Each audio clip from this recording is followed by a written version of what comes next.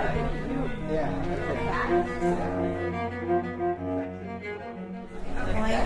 good evening and welcome. My name is Gabe Del Real. I am the Upper School Dean of Curriculum, and I am very happy and feel very privileged and honored to participate in what admittedly is a bit of an experiment. Exactly, which I think is quite befitting. The idea of having a speaker series came up as part of a way to celebrate the 50th anniversary of the school. And when Allie talked with me about that, the idea of the question why Athenian came to mind right away. The celebration of an anniversary, a birthday, is an opportunity, it seems to me, for the acknowledgement and the not so much reestablishment, but the speaking of one's identity, either as an individual or certainly as an institution. And I know that for the variety of things that we've done so far and hope to continue to do this year in celebration, I've encouraged us to make it a time in which we can remind ourselves of who we are, what it means to be Athenian, and to take a certain amount of pride in that, and to be able to speak that to the community at large. It occurs to me, though, that as we talk about the identity of the school, part of that requires taking a look at where we have come from. Excuse the dangly preposition. The phrase that strikes me is that the beginning is decried in the end. That the origin of an institution, the origin of any kind of journey, in some ways begins with some kind of vision of where it's heading, of what its purpose is, of what its end is, what the vision of the one journeying is. And so the theme for tonight is why Athenian, in terms of what is it that spurred on the origins of this school. And so we have here, and I haven't done the math, but let me just say a lot of collective memory here, and I'm privileged to be the moderator of this conversation. And the way I imagine running this is like a seminar, where as I do in my classes, to ask some questions to see where the conversation is going to go, guide the conversation a little bit, and then also what we want to do is give an opportunity for questions from the audience too, either of us as a group or individuals, so we can do that. So before we get into the conversation itself, let me introduce who we have on our distinguished panel here, in no particular order except direction. To my extreme left is Dick Bradford, who is our current head of upper school. Dick's been here since 1981, I believe, and is currently our elder statesman on campus.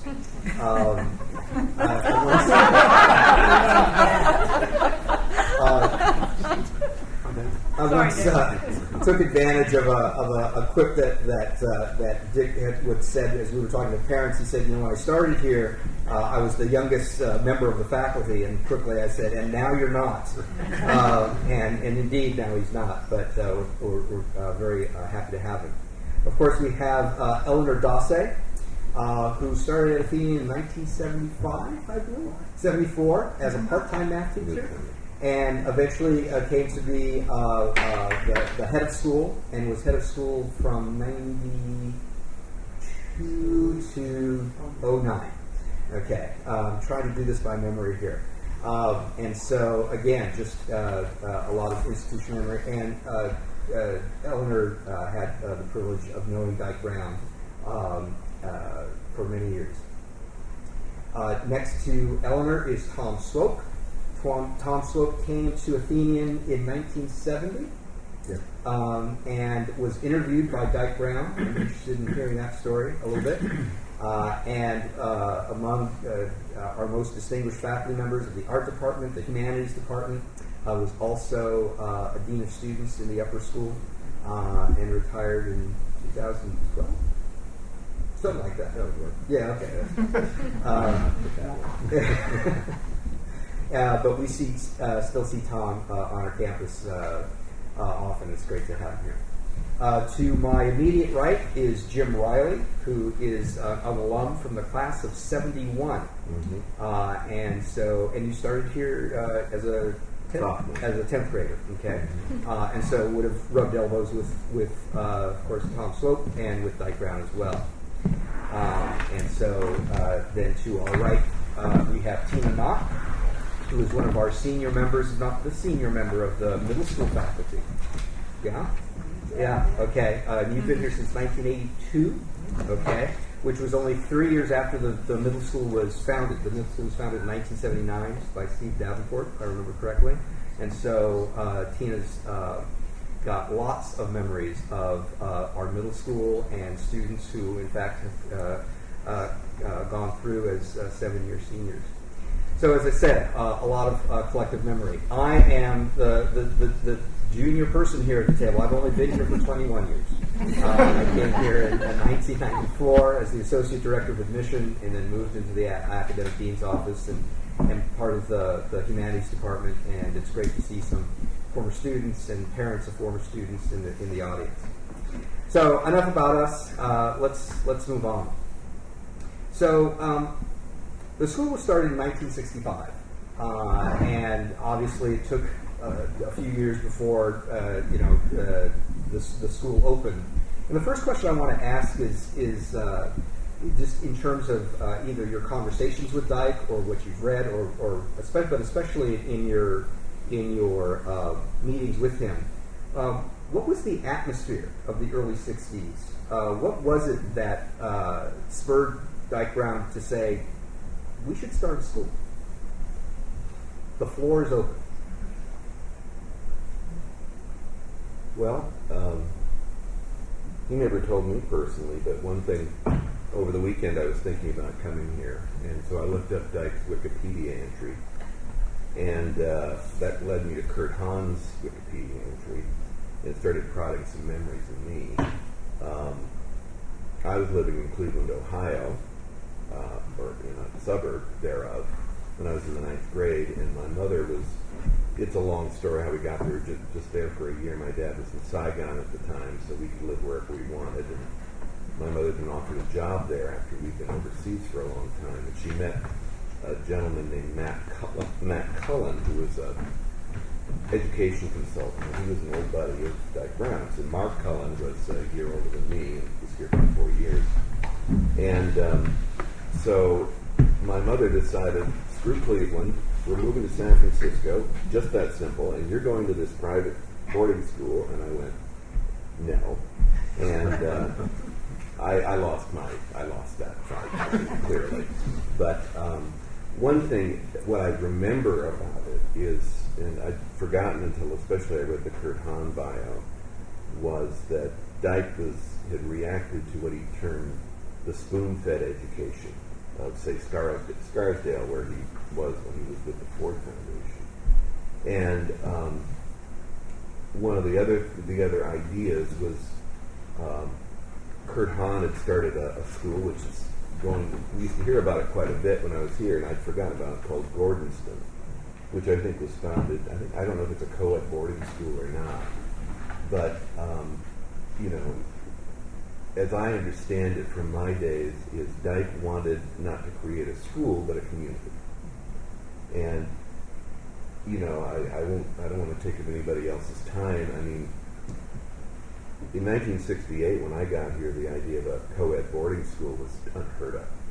I mean, that's not going to work. I think there were very few in the country, and those were, I think, where, the girls' dorms were 2 miles from the boys' dorms and that sort of thing.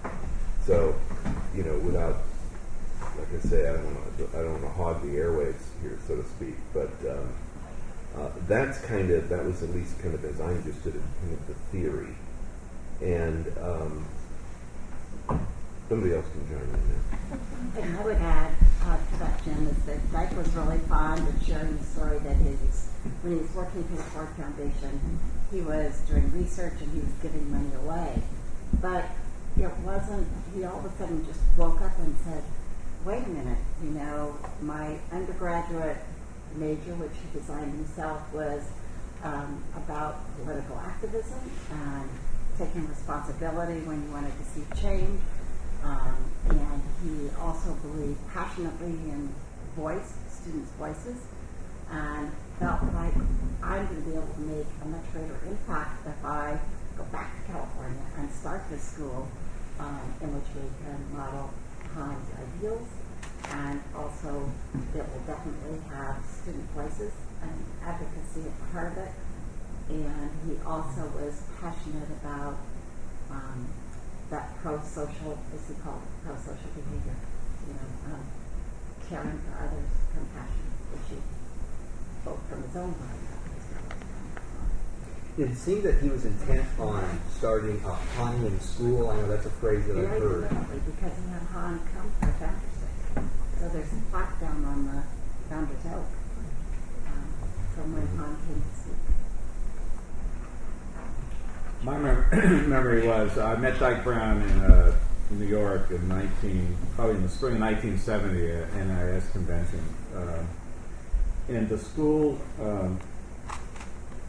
I think the school in its best sense sought to make schools safe for kids who might otherwise have felt not appreciated in a high school education. It was an extraordinary idealistic endeavor that he started, made easier for us because he was present. He was a philosopher and not so much a teacher. And I don't think he was fully prepared to meet the reality of teenage kids. Not fully, he was not. There was, I think Somebody else said it. some despair because his ideals, which were absolutely manifest, then had to kind of permeate in a community of kids who didn't always appreciate and want to go in that direction. But the fundamental part of the beginning of the school, I think, was the extraordinary idealism that we all felt we were part of a pioneering endeavor. It's certainly possible that we failed some kids, and it's very possible that we succeeded in a lot of kids' ideals. And it was a thrilling time where working here was not so much a job but a calling, and it absolutely enveloped us such that it was not always a healthy enterprise for adults to live in this little bubble that Dyke Brown was trying to maintain. And of course, ultimately, he couldn't maintain it in the way he aspired to. But for a while, it was an extraordinary experience. You want to say something? All right. And this was not weird. I I lived in the area,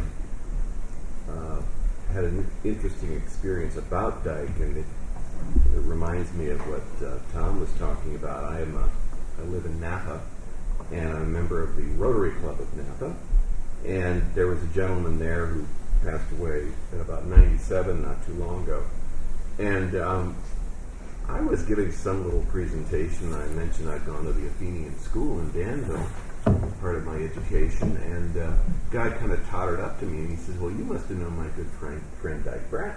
And they were classmates at Cal. And he kind of he used to love to tell me stories about Dyke. He used to say, well, and this guy he was a judge. He was a very accomplished guy. He was a very well-known judge in California. But he said, it was great to go to school with Dyke because he just blew past everybody. I mean, this guy was, if not a genius, a borderline genius. And then he was a Rhodes Scholar, and then he went to Yale Law. And, and so he would just kind of chuckle about this guy being just supremely gifted. And when I think back to those days, kind of along with Tom was saying about not being able to deal with maybe the realities of a bunch of teenagers together. Mm-hmm. And what I know about Dyke, he was vice president of the Ford Foundation at 38. I wouldn't call him a necessarily ambitious person, but he was, like I say, extremely gifted. genius, he also had a drive, and he had a fascination.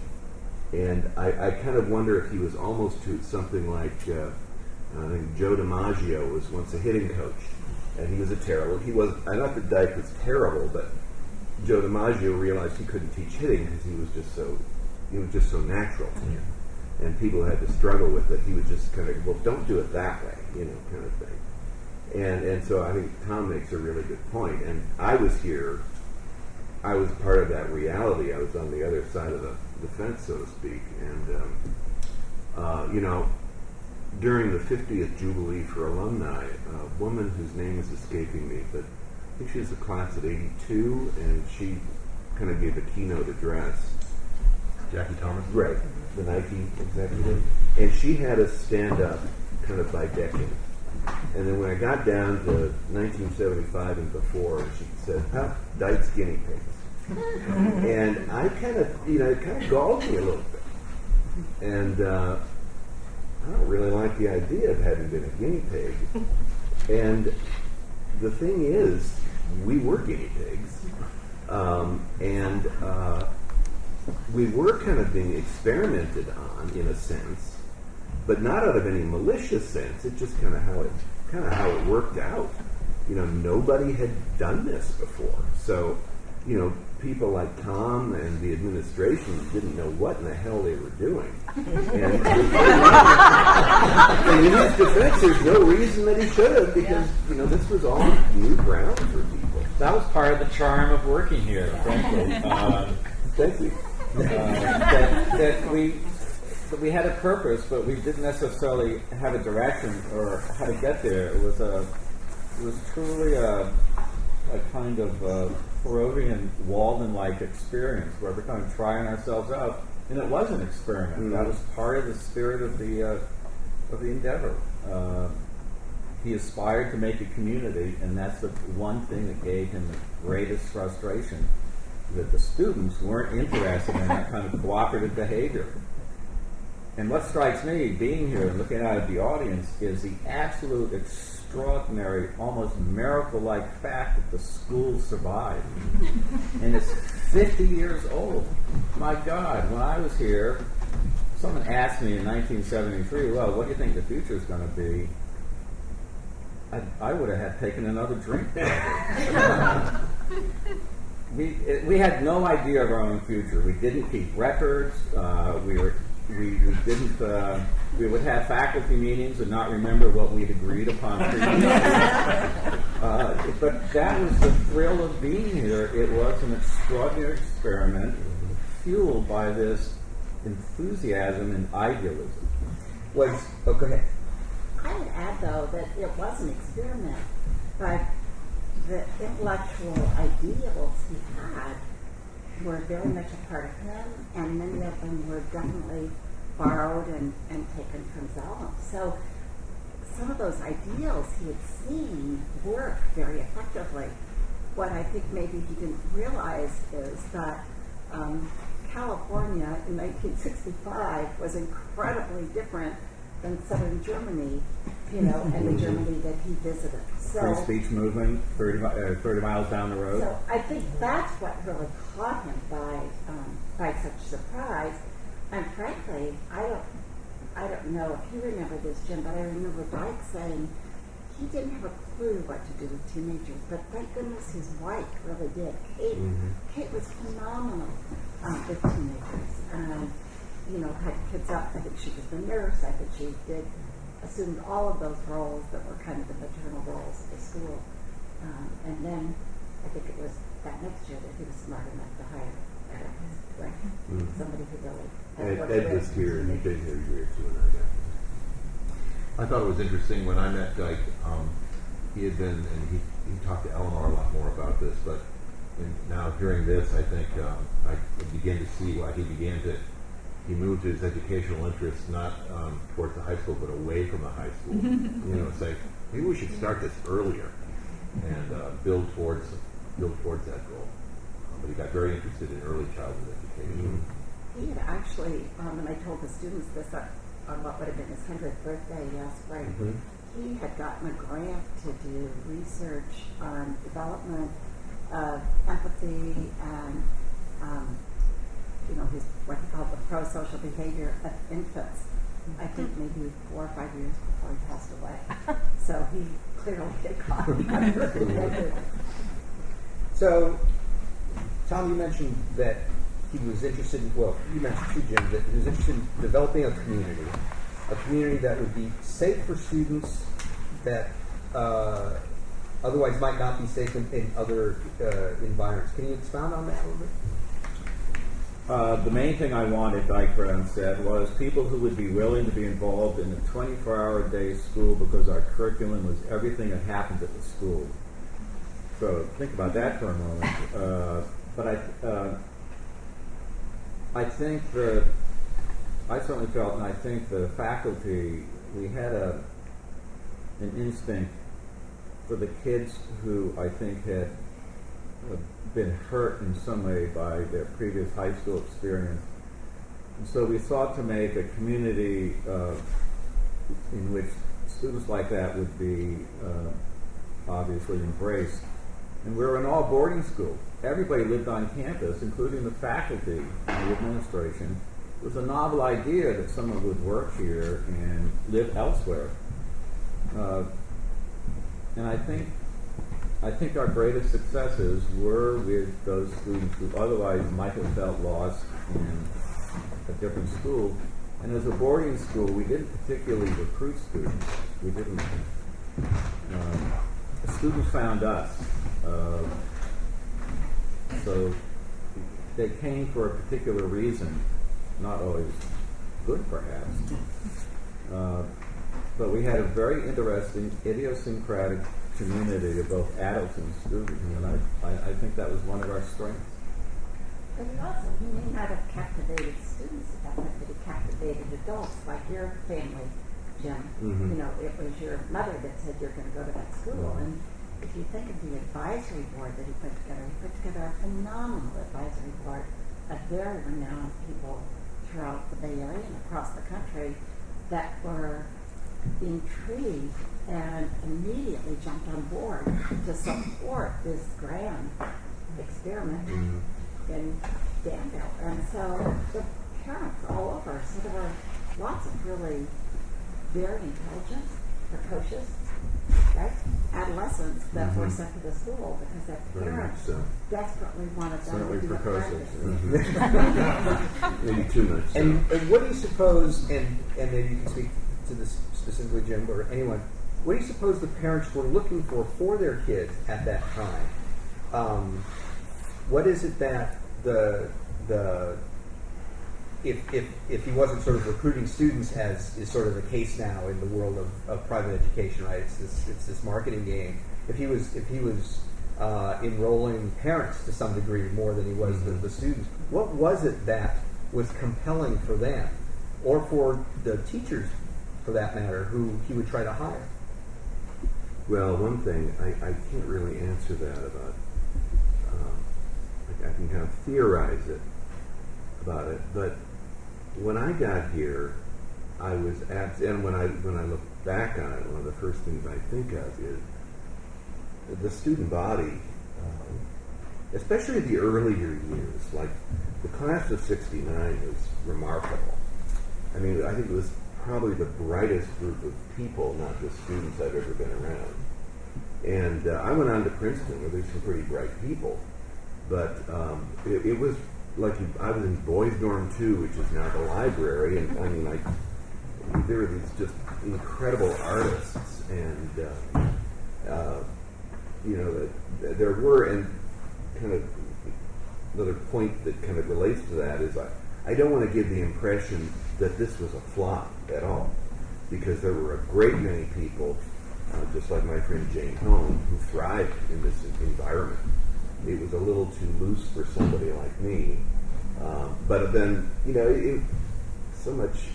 I think whatever a parent was looking for was probably a different direction for a very different student. Now, some kids were trouble. There were kids who'd been kicked out of a few other schools and they landed here. I'd never been a troublemaker or anything like that. So I don't know, but all I can say is the other thing about the school in those early days was that students were remarkably bright, and the quality of the teaching, including Tom, was just fantastic.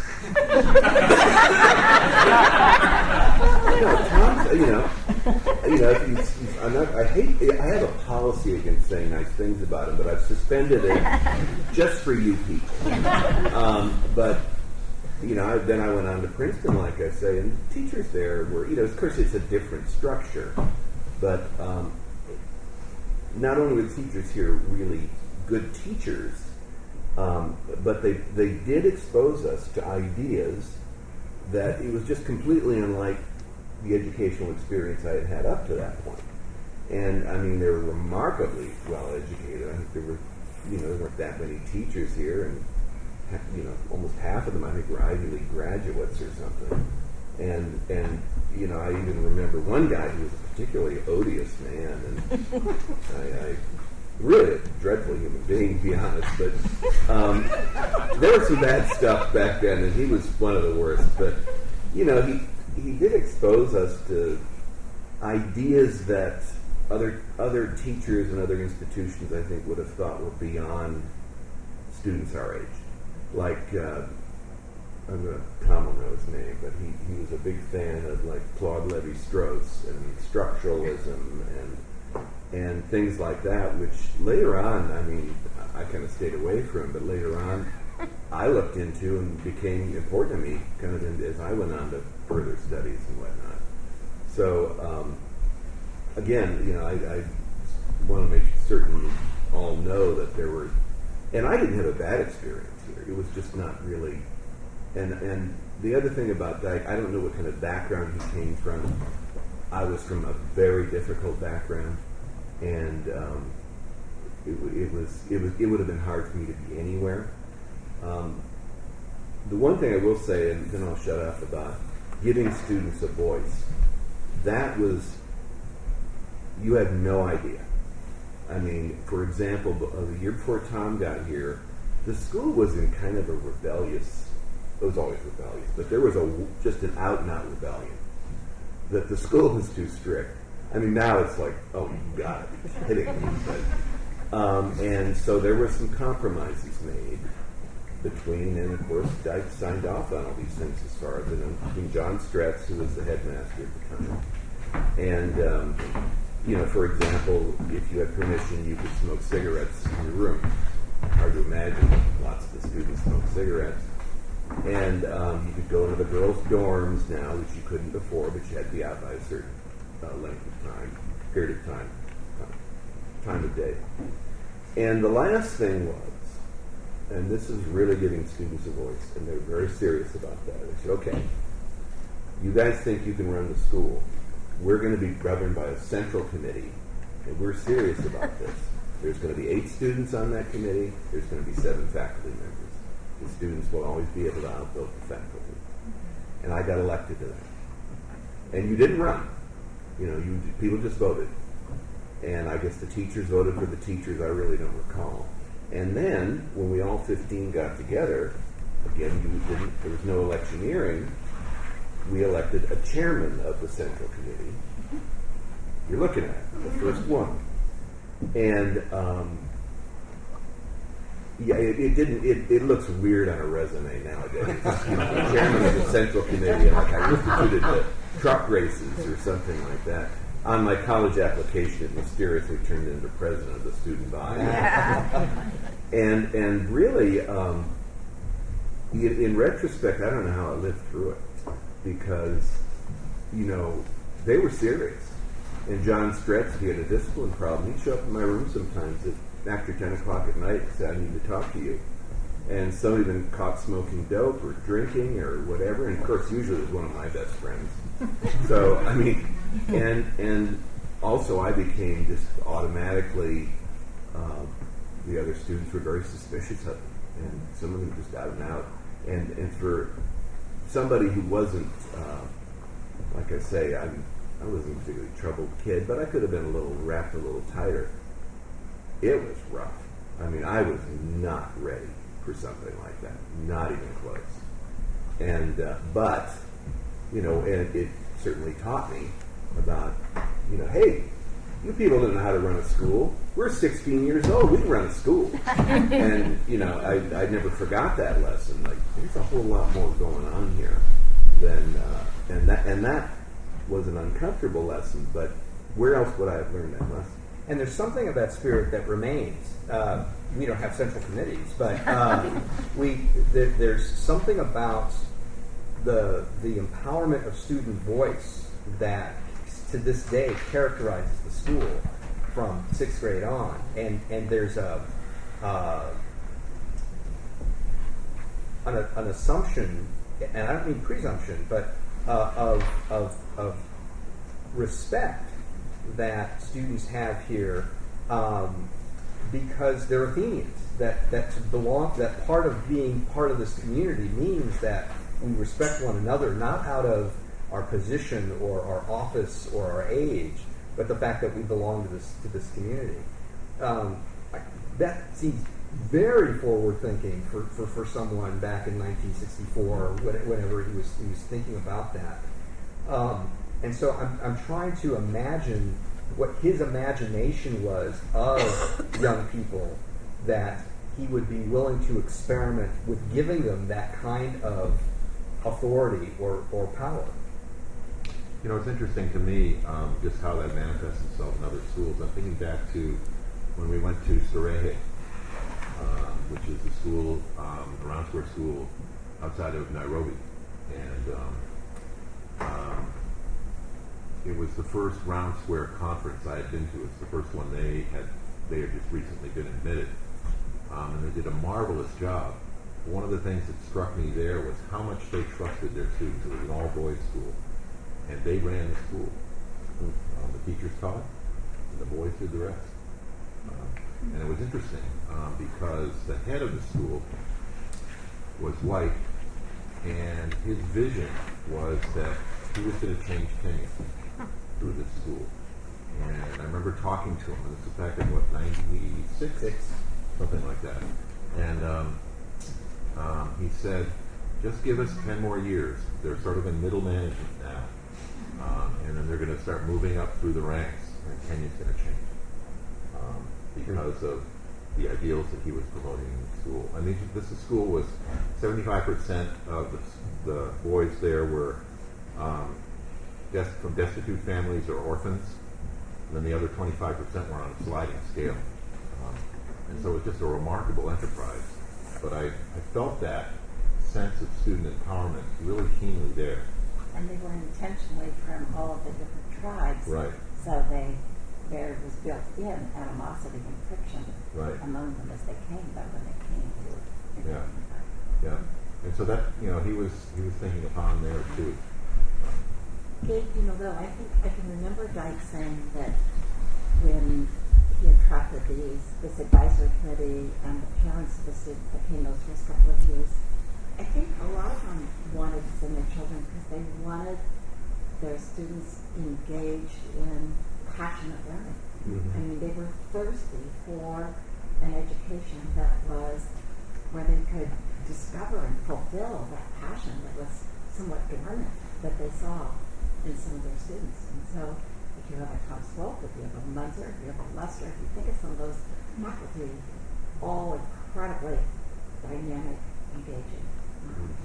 And I think the other element of that was that he was adamant about the faculty by being here 24 hours a day, teaching through the relationships. And I think that's another really prevalent theme still that exists. But I think some of those families too, if you think back to 1965, some of those families probably didn't quite know what to do with their children and thought, well, if they're in a school and they've got 24-hour adults around them, let's send my child there. Maybe they're there, they have that person, but they thought they had. Yeah. I think we sold ourselves on the enthusiasm of the enterprise. In which, there's a wonderful line in Death of a Salesman about attention must be paid. And that's what we did. We paid attention. One of my first memories of Dyke Brown was his speaking at a faculty meeting at the beginning of the year, I And in fact, what he said is it's posted up on the main in the main hall on the way to the kitchen. That his vision of the school was to be a place that promoted intellectual fitness and moral virtue. And I was struck with that language. The intellectual fitness, I think all get that, this is a place where people's minds can be stretched, where they're going to be exposed to great ideas, to ideas that most people won't give teenagers credit for being able to handle. But I was especially struck with... Just to add to that, I don't mean to interrupt you, but one thing we would hear was the ideals of Heraclean Athens. Right. Go ahead. Right. That's how it was expressed to us. Right. But what struck me was this phrase moral virtue, which, as a student of moral philosophy, meant something specific, and it struck me that he was interested in addressing the minds and the free wills of young people. The first is challenging, but I think we can. It's a little easier to work with. Guiding somebody's will is what's difficult, and I think that's perhaps what he ran into. And so when I know we've all heard that phrase, intellectual fitness, moral virtue.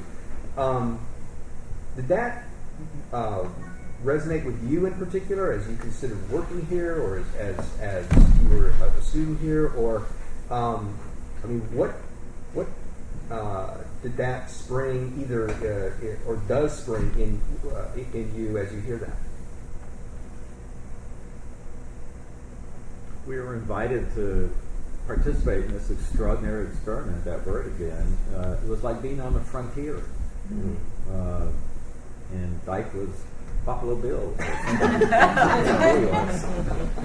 But there was this sense, again, that we were pioneers, and that was simply a thrilling enterprise that would catch the attention both of students, I would assume, and certainly faculty.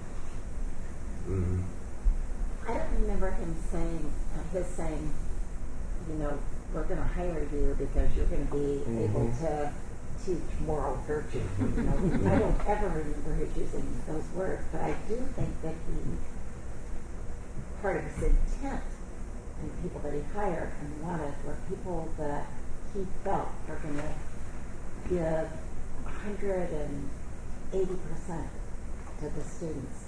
And therefore, through their extraordinary dedication to students and their extraordinary provocation in a positive way of students and stimulation and their presence and dialogue, talking through everything, I think he felt, because we will talk for 4 hours about this, right? If we need to talk 4 hours about this situation, that somehow that impression and that would be the result. Do you know what I mean? But I feel more inferred from my direct conversation rather than explicit. Yeah, the interview was really a conversation, and it was a kind of a Quaker process whereby ultimately, if one was going to apply for a job, it was because they felt comfortable in the Quaker sense that this is where they belonged. So there was nothing particularly formal about the interview process. There was just kind of a sense ultimately that this was right from Dyke's point of view and from the candidate's point of view. Mm-hmm. And I'm sure there were some misses. There were some misters too. But we didn't always get it right. And as Jim suggests, this was not a good school for some kids who did in fact, they needed a closer. They needed a title, a greater structure than we offered. So it was not utopia, but we thought it was. Well, but I mean, isn't that true of any school community, that there's no school sort of can address all the needs of every student? But we certainly tried. And would you say that really was what he wanted, that whatever the student brought, we were going to, the school was going to try to address that. Yes, I think.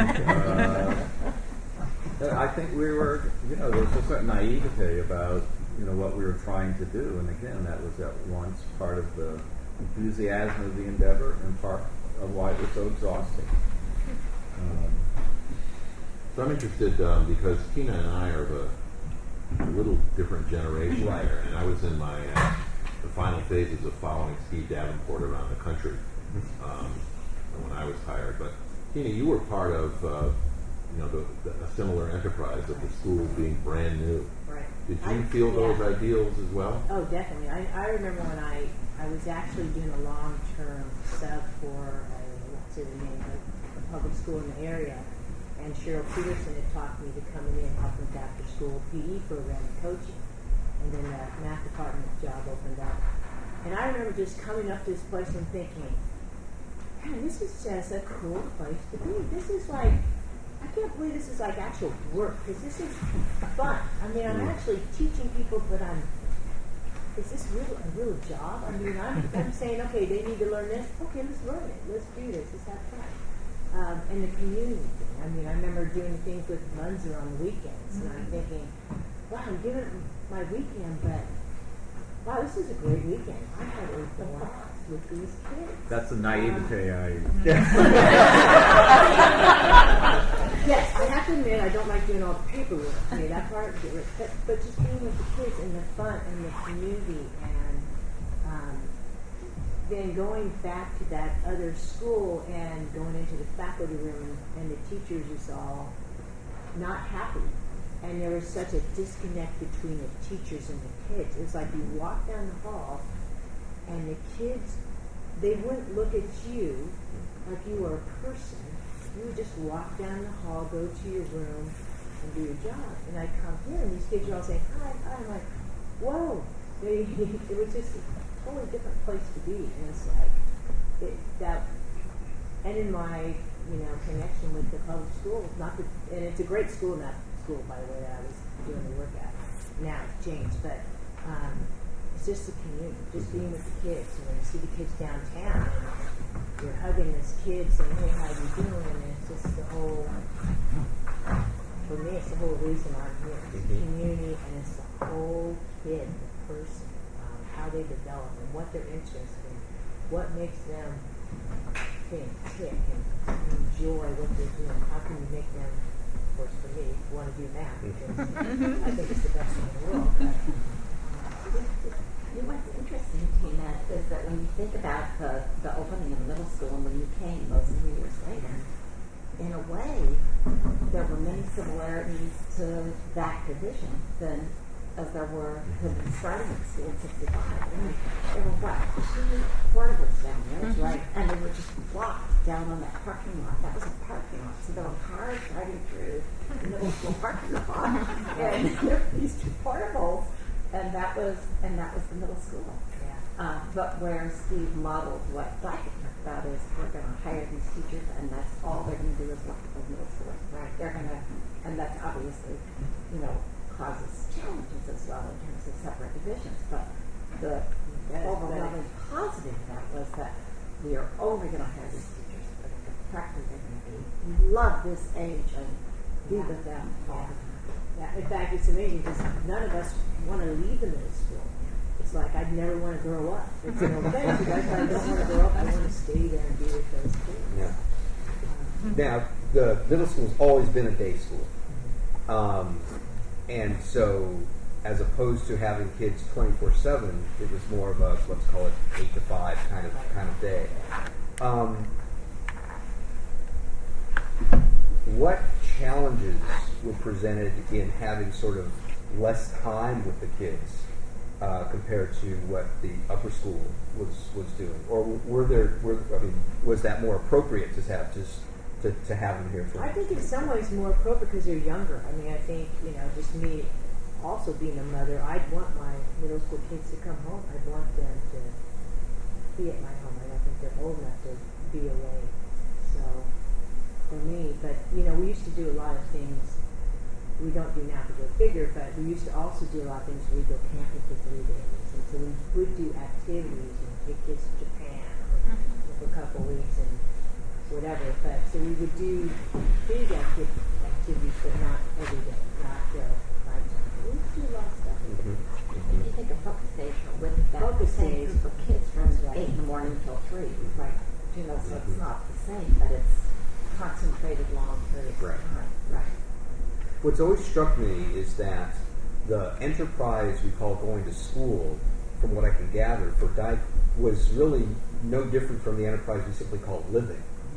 But it was, and that's what strikes me, is that what he wanted to do was to address the living of young people and call it school. But it wasn't this vision of school sort of as a stepping stone to something beyond. It was simply sort of a deep an area of development in one's life that we had the privilege of being able to interact with this group of people for however many years. I have another question for Jim, Tom, and Eleanor. Were any of you around when they had the urban campus? In the It end, was a year after me. It was just the last We were year. just starting it, my last year.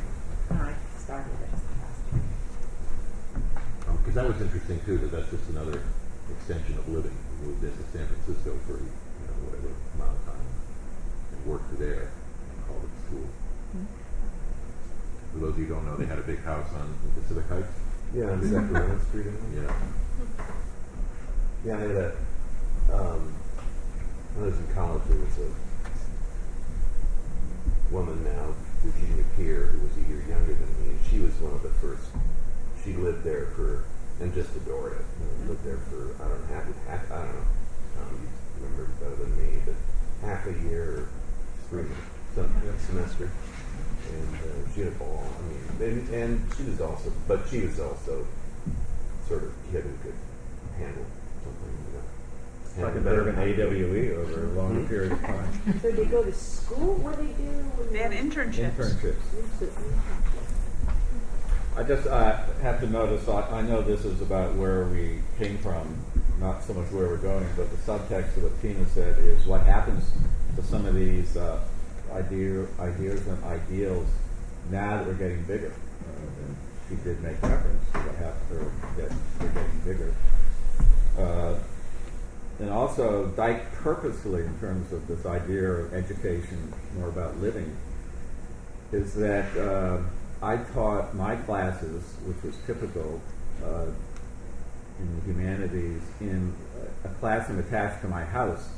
So in other words, Dyke's idea, I just came from one part of the house to another part of the house. The students came into my house.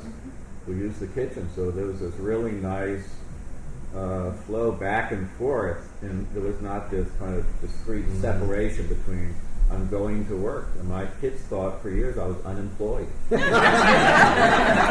never seemed to go anywhere.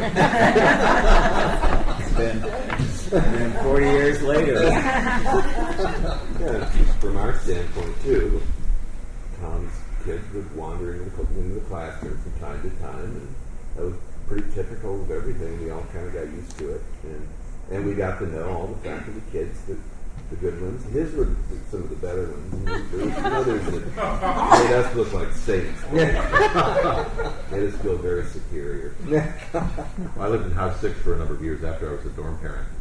I did the same thing. It was just you're commuting, so you're wandering. Yeah. It's just sort of fluid. Well, also for those of you that are our current parents, the model that he envisioned was that the building we're in right now would be the center of the campus, and that there would be 5 campuses around it, so that they would be designed to be small enough that those relationships and the 24-hour teaching and living were in one section, kind of the model of the Claremont School. So he really felt that, but that was very deliberate, so that he could keep that community. And idealistic. Right. So, John Stratz was head of the first campus. It was we had that language at the beginning in anticipation of 4 other campuses, of which the library, would be the hub. Yeah. I don't remember that. I'm doubting it. It is true. It wasn't Take your word for it.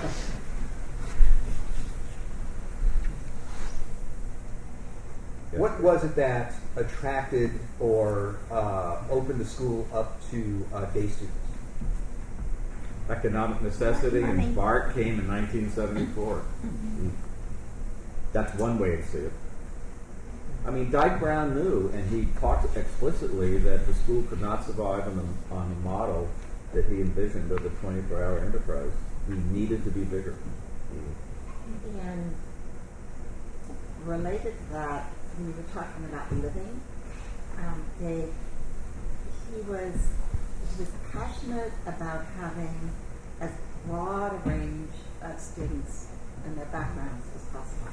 And that too was so innovative at the time. When you think about what was happening in the 60s, and people were either embracing integration or getting pushed back, and he was just adamant. And so he wanted international students. He didn't want economics to prohibit somebody from coming. He wanted the racial and ethnic diversity. I mean, if other schools weren't, independent schools weren't talking that way at that time.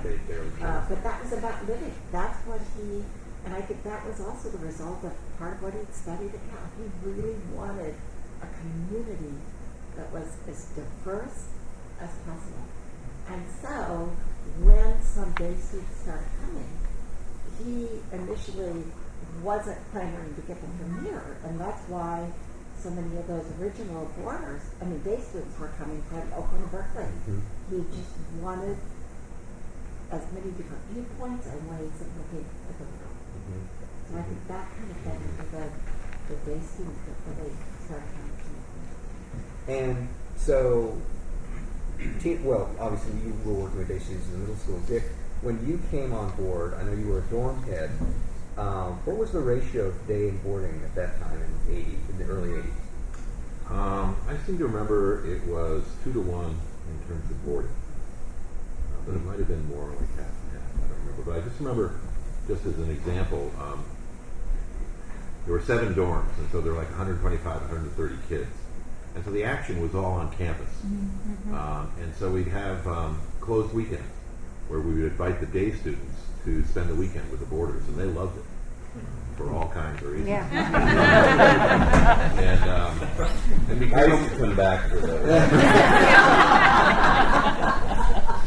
but we'd take over the kitchen and cook for the whole community, and so it was the sense that the majority population and the dominant population was the boarding program when I was here. And there were 7 dorms going, and yeah, it was a different feel. So it was very much a boarding school at that time. And I believe by 87 it was approximately. And it was clearly not happening. Sorry, but can you describe how that shift happened? What over here? What caused that shift from 2 to 1 to 1 to 2 or whatever? Others can probably add, but definitely the 80s were a time, and the 90s were a time when boarding populations across the country nosedived.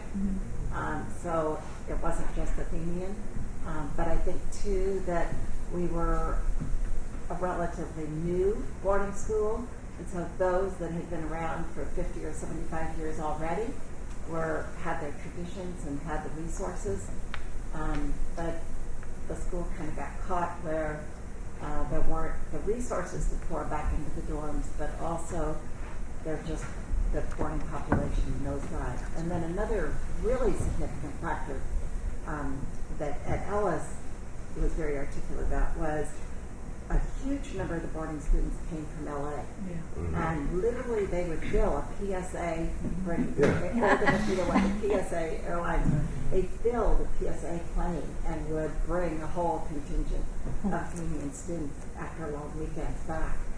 And what happened in LA in the 80s was the huge growth of day schools in Los Angeles. And I don't know the numbers, but they just proliferated. And so I can remember Ed saying very specifically that market of boarding students in LA almost dried up over that decade. And when I became head, I took a trip to LA and went to all of those K-8 schools that had popped up just to see if they could appeal to a boarding market. And there was not a lot of interest. And I'm sure there were Eleanor, other factors as well. I think another big factor that played into that was that the growth in progressive day schools. Athenian was such a leader in terms of progressive education, and once there were options, especially in LA, but up here too, for a progressive education in it closer to home, people didn't feel as much that they had to travel to this Shangri-La on the slopes of Mount Diablo to get that for their kids. And they wanted to keep them at home if they felt it was an option. Because it wasn't, we weren't just all troublemakers that parents were trying to get rid of. For some parents, it really was the idealism. And if that was available on the corner, people would go for it.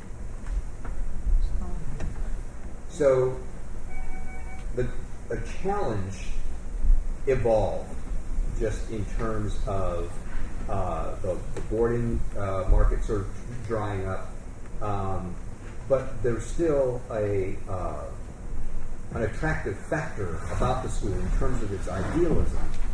So, and I've read for Dyke Brown that for him, a curriculum that Athenian offered could only be taught at a boarding school, he said. Given that that's no longer the case, I often describe Athenian as a day school with a small boarding population, but with a pervading boarding atmosphere. That the primary ethos is one where, even though you may not spend the night here, this is a place where you can call home.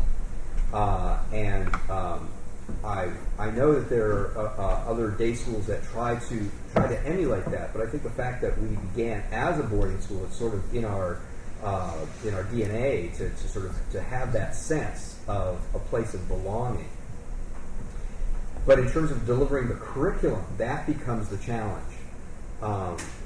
In terms of a way of living that you could address in the evenings, in dorm meetings, or on the weekends, or now has to happen through a kind of a prescribed program. We could go through the goddamn calendar committee. I don't know what that is. But Yes, funny. Yeah, right. So, has that sort of eaten into that idealism, or is it possible to still have that idealism in this sort of in these new structures? Well, I think I'll respond a little bit to that. I think it's clearly a different kind of school. It's larger and it's predominantly gay, although it's interesting to have 3 dorms now instead of 2. Has changed that dynamic. But I think sometimes we look to the past through those rose-tinted glasses. And so what Tom remembers is idealism. I remember sometimes it's a little chaotic. And I was part of that chaos, I think, to some degree. And I think that that it's easy to romanticize that time. But those were some hard times, too. As our boarding numbers went like that, I think the quality of students that we took into our boarding program, not all of them, but some of them were not the kind of kids that we would. I mean, the discipline committee was active. And so I remember when Eleanor became head and I was the academic dean, she said, one of the things we're going to have to do is we're going to have to look at our academic program and make it so that other people can see that it really is the excellent thing that we want it to be. And so I look at our academic program now as being on a positive trajectory. And I think if you look at the schedule, what we're doing now is sort of we're stretching the envelope of the schedule. So you look at robotics, you look at entrepreneurship. We've always had AWE bust out of the regular daily schedule. I think we're beginning to look at how we can get to those things. Interim round square exchanges are now, we send a third of the 10th grade class on exchange. So that we may be predominantly a day school, and I think there is still that sense of a boarding population because we're there, and we're there all the time. But I think the sort of the intellectual rigor is still very much there, and that idea of looking forward is there in a way that for a while in the 80s, we were just looking to survive. And so there wasn't that sense of pride necessarily in ourselves or a sense of idealism. We were saying, wow, we're losing students. And luckily for us, as our boarding numbers went like that, the population in this valley was going like that. And so there was our lifeline. And so I think it's indicative of the spirit of the school that it went from those dark days into what we have now in our 50th year, which seem to be increasingly bright. And the programs that we had back then, we have now, and we've improved upon them, and there are things we're doing now that we only dreamed about back then because we didn't have the resources. So I think it's easy to say, yes, when it started it was an idealistic place, but now I think there's still that flame of idealism, but there's a lot more resources where we can begin to realize that. Well, there's no doubt that the school is a healthier place than at times during the 80s that we certainly were. And we could spend an evening talking about the relationship between idealism and chaos. Why not, Tom? Let's go. And so that it would have been absolutely impossible, and it was in fact, to maintain the trajectory of the school as when it first started. I mean, that was going to flame out at some point. And it did. And there was a period of, I think, demoralization among faculty and perhaps students just by the physical nature of the place, the buildings and the grounds, deferred maintenance and all the rest. And so it's a testament, I think, to our courage, I guess, that we are where we are today. And that's what I meant to say about what a miracle it is that we are here for the 50th anniversary. And so I'm not, I don't wear, I think, rose-tinted glasses because this was certainly not a school made for everybody, which in fact no school probably is. But I'd be interested to see how the school copes with some of the ideas we talked about as it gets bigger. Because the fact is, teaching through relationships is more difficult if you don't know the names of the students. And initially, when I was here at the beginning, 140 kids, everybody knew each other. And so there's a kind of, in the best sense, a kind of family sense. And that simply doesn't pervade now, shouldn't, and won't. So the burden, I think, is upon the faculty to figure out a solution to that problem. And I think the discussion also needs to be, what do we want to take from the past? That's a nice segue because the theme of the next roundtable conversation is why Athenian in terms of now.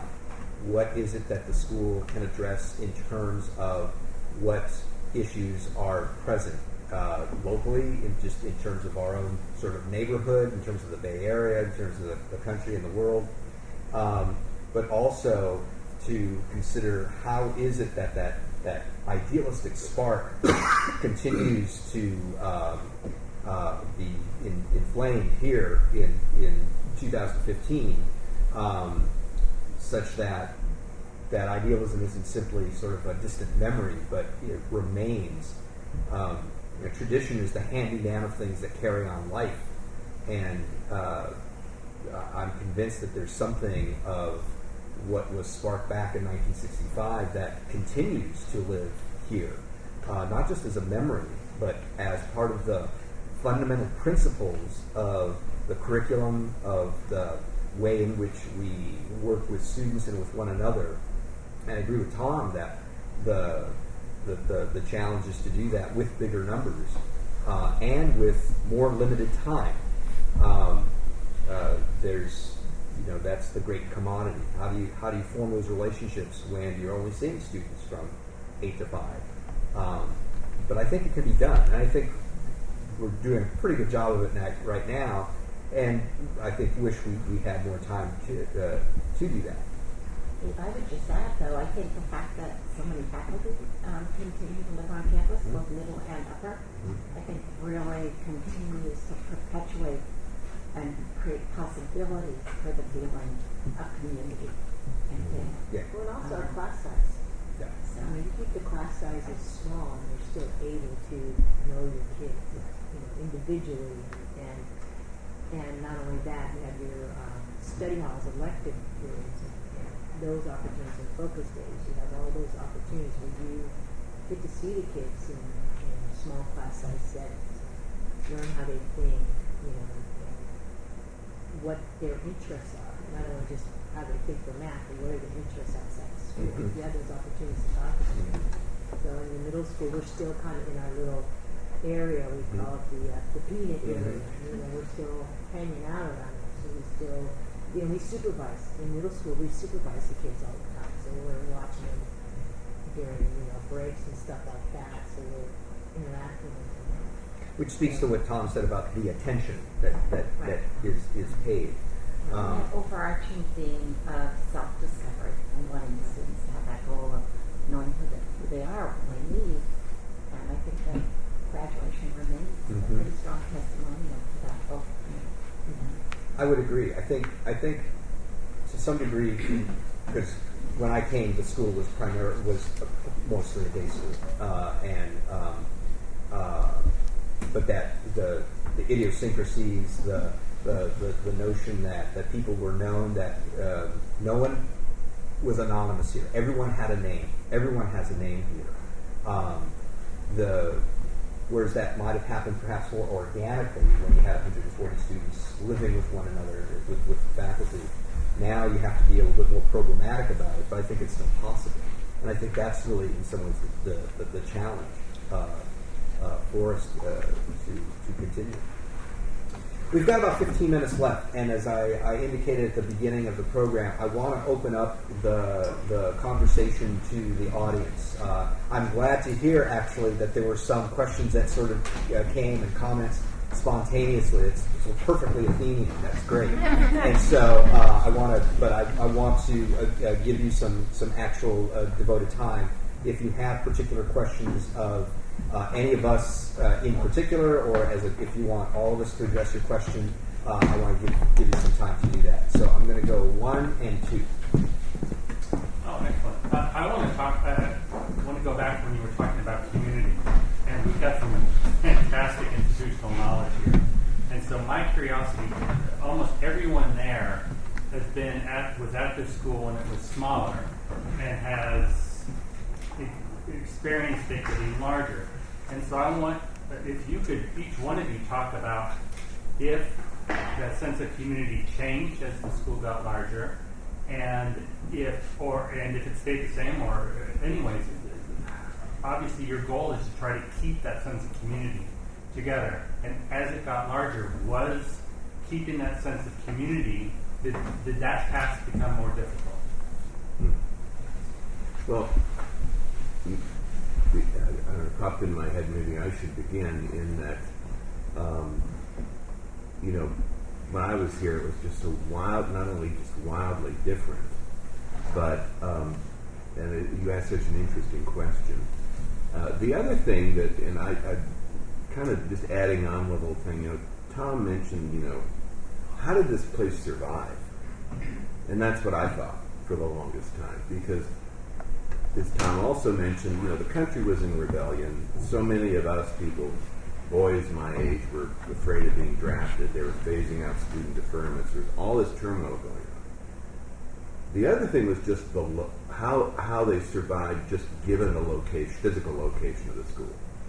Here's a bunch of hippies plunked down in the middle of Black Hawk Ranch.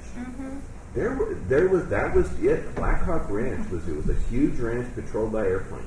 They had their own, and then Diablo was right next door, which was considered one of the great bastions of ultra-conservatism in the Bay Area, and had a very active John Birch Society chapter, as I recall. So how it survived, I don't really know. But those pressures, and in fact, I remember that Tim Holm, who died right after we got out of college, he was riding his bike once with another guy, and every time they would keep hearing crack bang, and they realized every time they were riding, and just around the corner, past a sign, somebody with a rifle was up in the hills shooting the sign, and which they didn't seem to be that. But that was kind of I don't think in Black Hawk people are getting on their roofs with rifles shooting at signs. It was very, very, very different, and that affected us. I mean, that was. It was us against them in a lot of respect, and I think maybe it was even kind of beneficial. We felt so cool, and, but I actually can't really answer the question. I wasn't around here for 20 years later, and then I come back, and it's wildly different. But the simplest answer is yes. It has become, as I see it, the ability to make a community depends uniquely on the size that you're dealing with. As we got bigger, it became, again, from my point of view and my participation in it, it became more and more challenging simply as a function of size. And it's equally true that the school could not survive being 140 students living together for 24 hours. That simply was not going to work. What I fear is that somehow, I'm careful in saying this so I don't sound self-serving, but at it has been imprinted upon me what it required to work at a school like this in the very beginning because of Dyke Brown. As we move away from that period, I worry about what the model is for present faculty to maintain some of those traditions of which they had no intimate knowledge, not even a visual sense of what those traditions are. And I see that as a challenge for the school.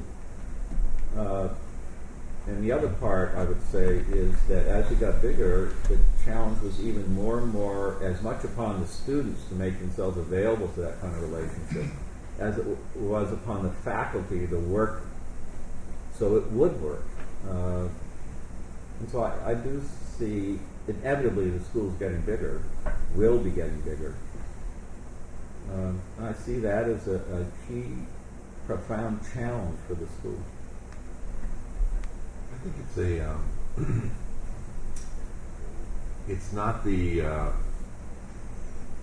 used to refer to the school as sort of a family quarrel. And what do you mean by that?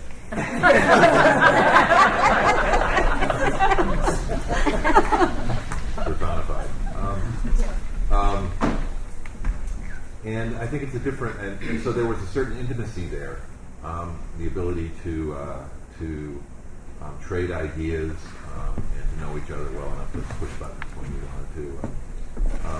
But that was sort of the small boarding community, and we're different. We're different now. We're a different kind of community. I think one of the things that I look for every year is graduation and what that feels like to me. And when those kids are up there and what the faculty is saying about them, is that different in any way? Is that knowledge of their students? Does that feel different? And we have a lot less time to do it now. Mm-hmm. There used to be like 5-minute dance performances at graduation. But it's that's been one of the constants for me, is that if I cry at graduation, it means we're still there. Because when I cry, I recognize that that's what's happening, is that our students are known. Now they may not be known in the same way by all of the teachers in that way, but I think we're a larger school, and so that tends to break into smaller groups of communities, and there's an opportunity there too for a lot of different kinds of kids to find their place here, and certainly as our athletic program has grown, there's been a sense of community around that as well that we didn't have when I was first here and the basketball coach.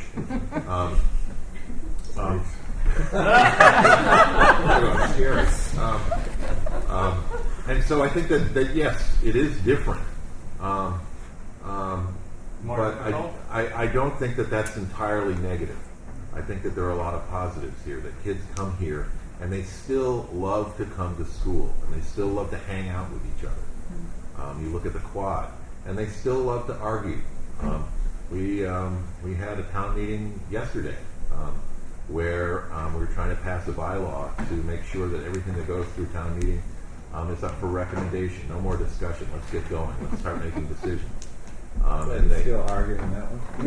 Yeah. Well, now they have a bylaw where if 85% of the people think that proposal is a good idea, that overrides any administrative veto, unless it's legal or health related.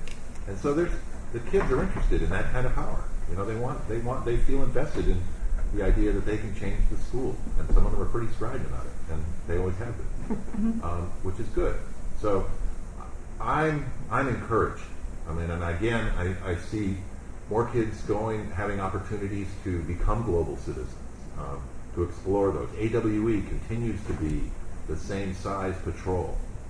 There are a lot of, and then Round Square has a lot more opportunities. So I think that I guess I've always had, I'm rambling a little bit, I've always had this idea that Athenian would be seen eventually as a model for progressive education from around the world. That people would come here and say, wow, so this is really something. And so I really see an opportunity with the change in our architecture that's coming up to begin to realize those kinds of things in terms of the innovation of education, meeting our students where they are, giving them those opportunities, that we will be that model. And so call me an idealist, but I think it has become in many ways a different kind of school, but a better school too. So that's just me. Yeah, and I work here, so it's easy for me to say, right? The answer to the question is it has to work somehow, whatever the nature of the challenge is, whatever size we are. And in many ways, it seems to me, as Dick was talking, what is happening is that we're discovering within this larger school the 4 separate campuses that Dyke envisioned at the beginning. And so there are groups that are forming that will maintain that kind of relationship we talk about. And the best emblem of the school, and I'm so glad Bradford said something about crying. On that basis, I shouldn't feel ashamed of my behavior, I take it, as one who does cry at graduation. The best emblem of what the school does well is in that ceremony. It's just ironic that it comes at the end of everything, but it's an extraordinary reminder of what this school does well. And I would add to that on the sense of community, in addition to having many more ways in which the students can feel connected, you know, that there's a connector for them in multiple ways.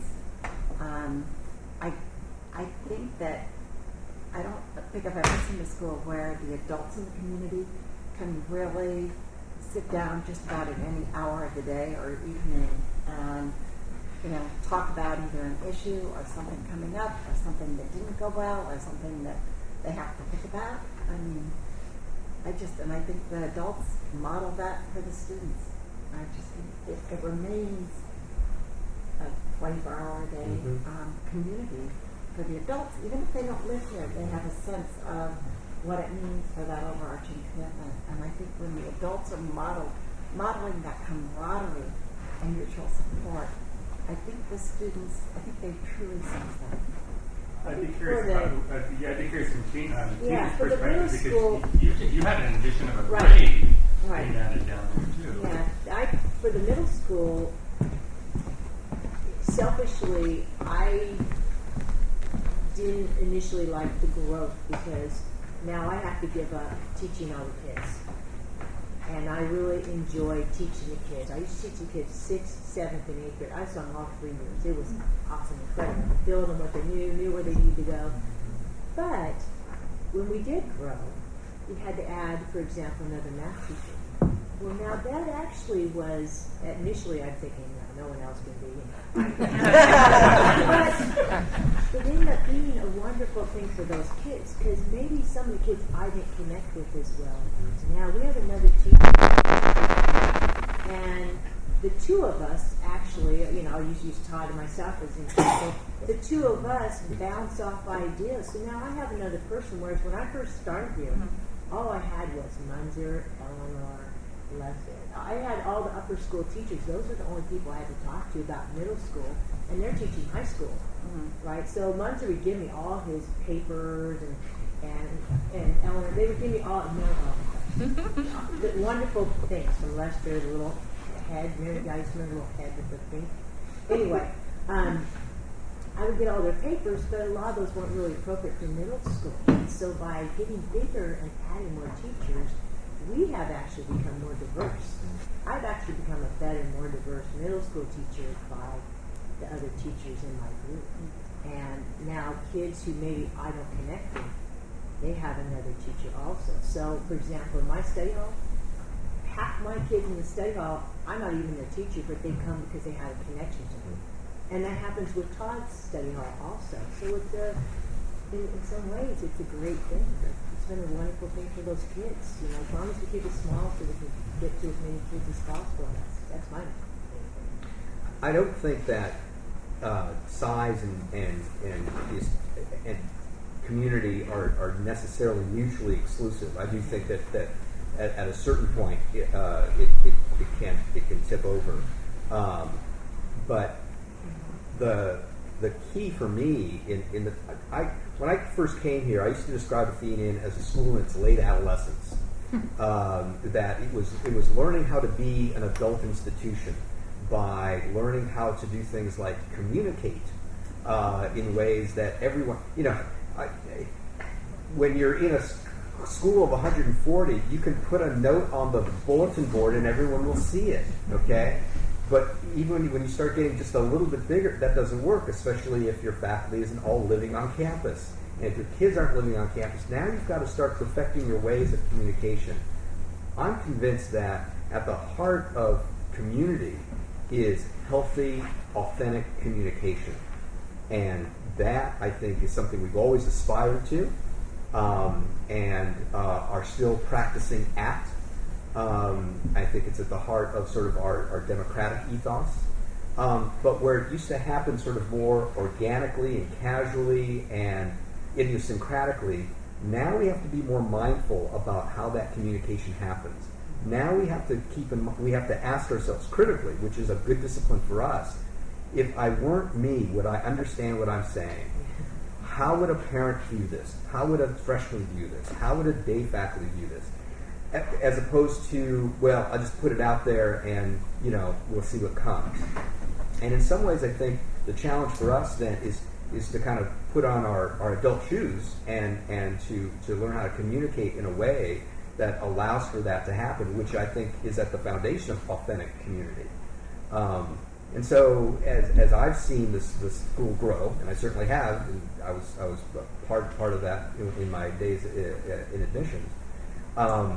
The positives certainly are there's a greater critical mass of students that you can do things with in terms of sports, in terms of different kinds of programs.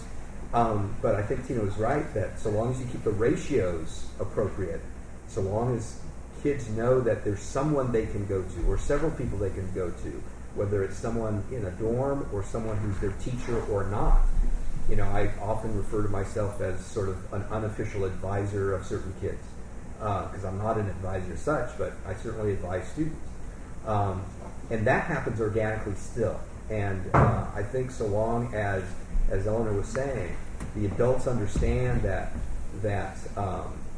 it's the way in which we model ourselves, we model that communication, that the community will be preserved.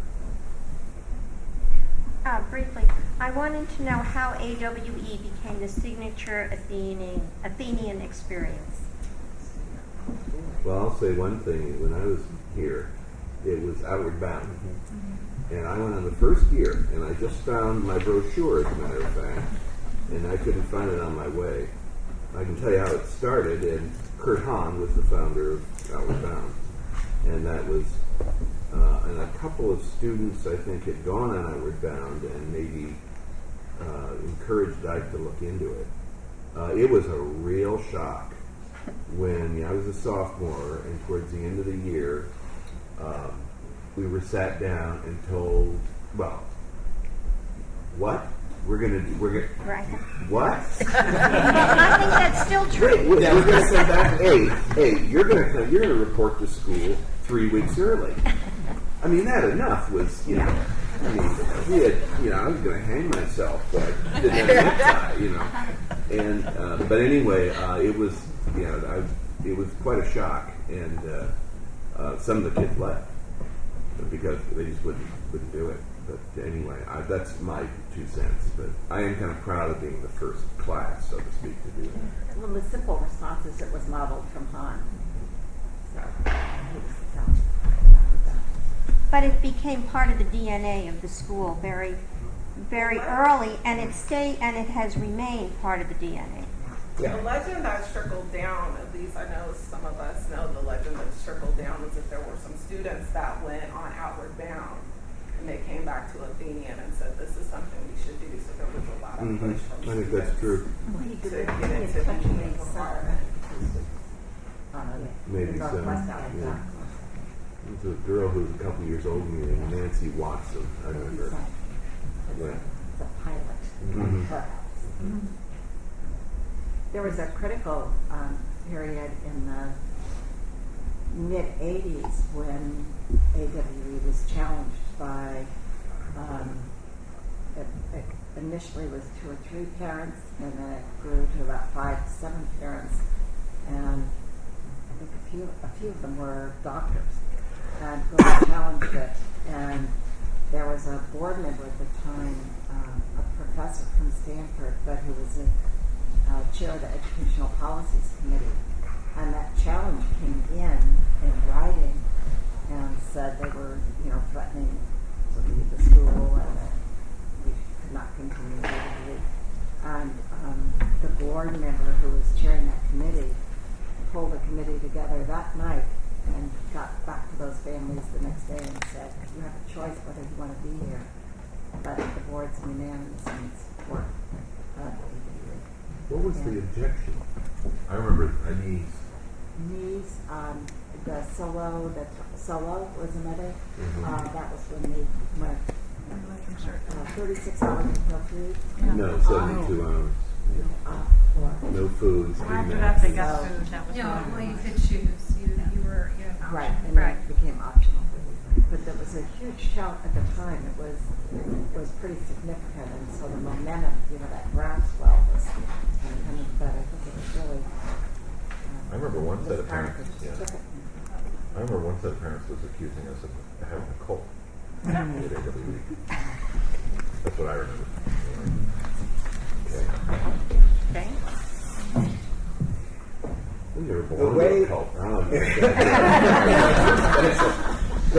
The way I've always described programs like AWE or community service is that they are not addendum to our curriculum. They are integral to our curriculum. Were you to take that out, the Athenian curriculum would no longer be the Athenian curriculum. Same thing with community service. Same thing with anything we do with regard to outdoor adventure or participation around square. There was a nomenclature about 20 years ago or so. We used to refer to them as co-curricular programs, which it's a phrase I loathe because it indicates that you could not have them and still have your curriculum, with the sort of the narrow view that curriculum only means what is academic. I often refer to these programs as all sort of supporting one another. And that's what makes the curriculum that we have unique. So long as there's an Athenian, there'll be an Athenian wilderness experience. Yeah. I've noticed in the main hall that the drawing that Dyke Brown had, the circle and the segments, all the things that he was thinking should be a part of the right way to educate a child. And I think I remember that there was something about an appreciation of nature, isn't it? But then I also noticed that there's a section on spirituality. And my question for the panel is there anything that you know of that he did or promoted at the school that attempted anyway, because it sounded like he was sort of loose with everything, attempted to implement this idea that there was an appropriate spiritual development that a high school student should go through? Anything that you can recall, any programs or things that he tried to do at the school and hoped would survive? Well, there was the idealism, but I don't. And like I say, we used to hear about the principles, the mores of Periclean Athens. I don't recall anything specific about it. It wasn't discouraged. You know, I don't recall any specific thing. Every more we celebrate everybody's different spirituality in a sense. When I look at the word, when I look at the word spirituality or spirit, I have always interpreted that part of the mandala sort of in the way in which the 20th century philosopher Joseph Pieper describes spirit, which is the human capacity for being able to be related to the whole of being, which is actually more of a philosophical term than it is a theological one. Essentially, what spirit means is to simply be human, to have the ability to literally to know everything. So I often refer to what we do here as a spiritual enterprise, without necessarily having it pertain to any particular religious imagination, though it certainly can relate to that. What's interesting in the mandala, when Dyke Brown talks about, there are 7 elements to the mandala. One is certain studies. So there's the study of nature, the study of what he calls man, excuse the sexist language, the study of self, and the study of society. And then there are what he refers to as different human capabilities. And he refers to the physical capability, obviously, the rational capability, but then he puts together the spiritual/aesthetic capability. And so it seems to me what he's referring to is the human being's capability of understanding that which is beyond what you can see, hear, smell, taste, and touch. And so for me, that harkens back to sort of an ancient philosophical model of understanding that reality is more than what you can just what meets the eye, which doesn't necessarily have to appeal to a religious imagination, but really is a philosophical enterprise. And what it speaks also to is, as human beings, we have the capability of pursuing knowledge to do things with, practical application, but that we also have the ability to pursue knowledge for its own sake, to contemplate the truth for its own sake, and that this notion which nowadays we've sort of lost or retranslated of the liberal arts, which is to pursue that, and which is to recognize that the human being is both a doer, a maker, and a contemplative. I think is part of the heart of the mandala and the heart of the curriculum, so that's how I've always understood what he refers to as spiritual and aesthetic capability. It's interesting, though, if you read the mandala, one of the activities he refers to in that area are chapel services. Yes, students, that will be on the test. We'd like to learn more. But also, I think the answer to your teachers. question is the humanities department, I think, talks about that issue when it's planning out its seminars. And so somehow there is no uniform, consistent way we address that issue, but I think it's implicit in the way we teach, and particularly humanities seminars. The other thing that your question sparked in me is that when Dyke found this piece of land, he was just taken by its natural beauty and what he envisioned could be done with this land. And interestingly, when Kate passed away and his wife died, he wanted her service to be on the lawn in front of the main hall, and it needed to be when the moon would rise, over the crest. And so I think that indicates or illustrates for us how closely connected he was with nature and the power of this setting. And that was just so deliberate on his behalf to make sure it was there. I keep being reminded of this from way back when you asked the question, what could possibly have driven parents to send their children to this crazy experiment that Tom talks about. And I just want to share what is such a vivid memory to me. In 1967, when I was 10, my parents, who'd been peripherally involved with the founding of the school, told me a story about a kid at Athenian who, or this was in a class at Athenian, where the teacher said, okay, here's the reading for tomorrow, read the rest of the novel or whatever. And if you don't have any questions or there's nothing you feel like talking about, you don't have to come to class. And the kids at the lunch table, when I was telling this in 5th grade, all went, oh, cool. And I went, wait, I haven't told the cool part yet. What was so cool and what makes me want to go to the school when I'm old enough is that the next day, every kid came to class.